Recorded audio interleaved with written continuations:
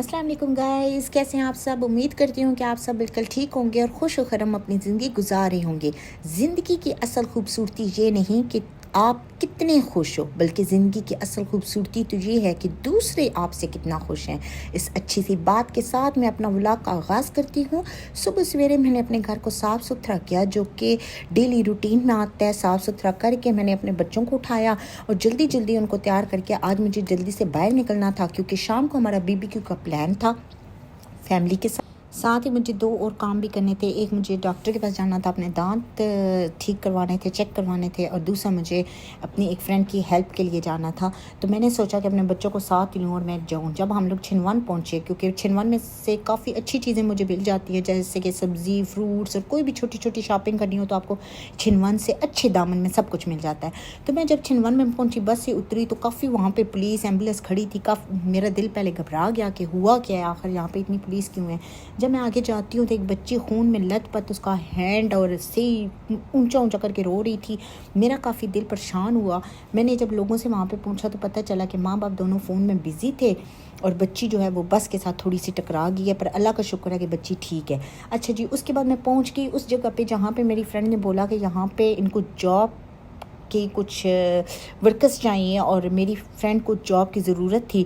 तो मैंने वहाँ पे पता किया, उनका नाम वगैरह दिया, उनका फ़ोन नंबर दिया, और वहाँ से फ्री होके मुझे जल्दी 3:30 तक डॉक्टर के क्लिनिक में पहुँचना था दांतों के लिए। मैंने वहाँ पे देखा था काफ़ी पाकिस्तानी लड़कियाँ भी काम कर रही थी, तो मैंने कहा कि अब मेरी फ्रेंड को यहाँ पे इंशाल्लाह ताला जॉब भी मिल जाएगी। अब मैं दांतों वाले डॉक्टर के पास गई, ये सोच के कि शाम को बीबीक्यू करना है, तो मैं अगर दांतों में दर्द होगा तो मैं कैसे खा सकूँगी ना। तो वहाँ से मैंने दवाई वगैरह ली, जल्दी से घर वापस आई, अपनी बच्ची को जल्दी से तैयार किया और स्पारा पढ़ाने के लिए छोड़ आई, क्योंकि बारबेक्यू में अभी टाइम था। फिर हम लोगों ने वहाँ से कीज़ ली, बारबेक्यू वाली जगह पे पहुँचे। बारबेक्यू करते करते बहुत मज़ा आया, पूरी फैमिली वहाँ पे थी, हमें बहुत ज़्यादा मज़ा आया, बच्चों ने भी बहुत ज़्यादा एंजॉय किया, प्ले किया। सर्दी बहुत ज़्यादा थी, लेकिन बारबेक्यू खाते खाते किसको सर्दी लगती है। इतनी ज़्यादा हमने बोटियाँ वगैरह खाई सही वाली, और फिर रात को काफ़ी देर से हम घर आए। अब जब मैं सुबह उठती हूँ, मेरा घर बहुत ज़्यादा गंदा हुआ था, क्योंकि रात को काफ़ी देर से भी आए थे और साथ कुछ मेहमान भी आ गए थे। तो फिर मैं जल्दी से ऐसी सो गई थी। सुबह मैंने कहा कि आज चलें, वैसे भी आराम से जाना और दिन का खाना भी हमारा बाहर ही खाने का प्लान था। तो मैंने कहा डीपली सफाई कर लेती हूँ घर की, जो रूटीन में ही होती है, लेकिन आज कुछ ज़्यादा ही डीपली वाली कर लेती हूँ। तो मैंने शाज़म अली ख़ान तो उठ गए थे, बेटी अभी तक मेरी सो रही थी। तो मैंने इस तरह किया कि शाज़म को पहले नाश्ता करवा लिया, फिर उसके बाद घर को सही साफ़ सुथरा भी कर लिया, शावर भी करवा दिया शाज़म को, और फिर मैं बैठी कि अब मैं थोड़ा बहुत खुद भी नाश्ता कर लूँ। थोड़ी सा किया था मैंने नाश्ता फिर, क्योंकि बाहर से आज हमारा प्लान था कि हम एबेनेज़र बाहर से खाएंगे, क्योंकि हमारे बच्चे ज़्यादातर बिज़ी होते हैं, ये छुट्टियां उनके पास, जब वो बाहर बेचारे जाते हैं फिर उसके बाद तो वो अपनी लाइफ में, स्टडी में, कुरान पाक, ट्यूशन में बिज़ी हो जाएंगे, और हम इतने बिज़ी हो जाते हैं यहाँ पे कि बच्चे फिर 2-2, 3-3 वीक्स आपस में मिल भी नहीं सकते।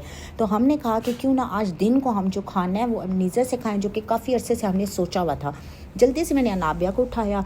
नाबिया ने बोला कि मम्मा मैं सिर्फ मैंगो खाऊंगी, मैं नाश्ता नहीं करूँगी। तो मैंने भी सोचा चलें, सही बोल रही है, बाहर से जाके खाना खा लेंगे, क्योंकि काफ़ी लेट उठी है तो खाने का टाइम हुआ था। अब मैं वहाँ से जब हम लोग घर से निकले तो मैंने बाहर देखा कि ना पहाड़ी के ऊपर ना कपड़े लटके हुए थे। तो वो मंज़र देख के मुझे पाकिस्तान वाले थोड़ी सी वो फीलिंग आई, जैसे पाकिस्तान में लटकाया जाता है। तो मैं काफ़ी हंसी, मैंने को बोला कि पहले तो मैं ये सोच रही हूँ कि लोग ऊपर चढ़े कैसे हैं यहाँ पे, और जहाँ पे इन्होंने आके कपड़े लटकाए हैं।